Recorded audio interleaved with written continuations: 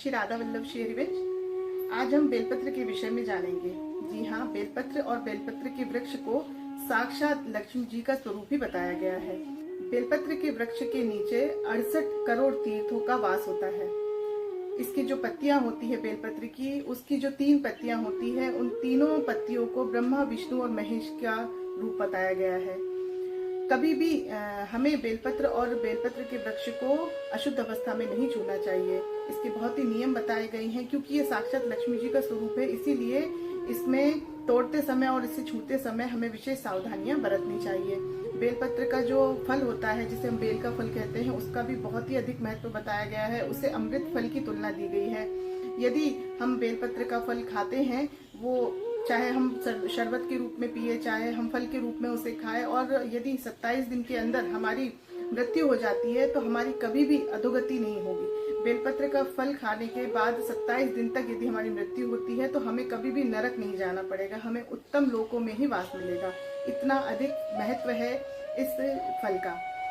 अब ये जान लेते हैं कि बेलपत्र को तोड़ने के क्या नियम है, क्या सावधानियां हैं। तो कभी भी बेलपत्र को तोड़ते समय हमें अशुद्ध अवस्था में बेलपत्र के वृक्ष को नहीं छूना है, क्योंकि इसे साक्षात लक्ष्मी जी का स्वरूप बताया गया है। इसीलिए इसे छूने में हमें शुद्धि का पूरा ध्यान रखना है।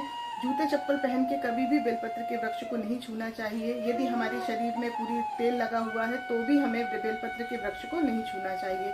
इन बातों की सावधानी हमें अवश्य रखनी चाहिए। बेलपत्र का जो वृक्ष होता है, उसमें जब हम उसकी पत्तियां तोड़ते हैं तो हमें एक मंत्र का उच्चारण करके ही उन पत्तियों को तोड़ना चाहिए। वो मंत्र इस तरह है: श्री फलाय नमः, श्री ध्रुमाय नमः। इस मंत्र का उच्चारण करके ही हमें बेलपत्र की पत्तियां तोड़ना चाहिए। बेलपत्र की पत्तियां तोड़ते समय हमें ये सावधानी भी बरतनी चाहिए कि कई लोग बेलपत्र की पत्तियां तोड़ते समय पूरी की पूरी डगाल ही तोड़ देते हैं। ऐसा बिल्कुल भी नहीं करना चाहिए, इससे हमारे वंश की हानि होती है। कभी भी बेल के वृक्ष को इस तरह नहीं अनायास काटना या तोड़ना चाहिए, उसको हानि नहीं पहुंचाना चाहिए। हमें सिर्फ बेलपत्र की पत्तियों को ही तोड़ना है। बेलपत्र की जो पत्तियां होती है, उसे सोमवार को, पूर्णिमा को या अमावस्या को, इन दिनों में हमें कभी भी नहीं तोड़ना चाहिए। इसका पूर्ण रूप से निषेध बताया गया है। बेलपत्र क्योंकि साक्षात लक्ष्मी जी का ही स्वरूप है, इसीलिए हमें इन सब बातों का अवश्य ही ध्यान रखना चाहिए। ये सभी बातें शास्त्र सम्मत है, इसलिए हम सभी को इसका अनुसरण अवश्य करना चाहिए।